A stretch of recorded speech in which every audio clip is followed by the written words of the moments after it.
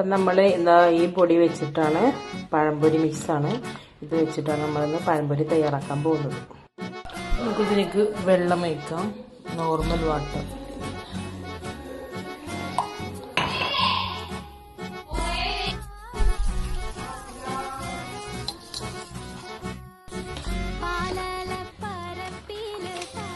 അപ്പം നമുക്ക് മാവ് മുക്കിയിട്ട് അവിൽ മുക്കിയിട്ട് എണ്ണയിൽ ഇട്ട്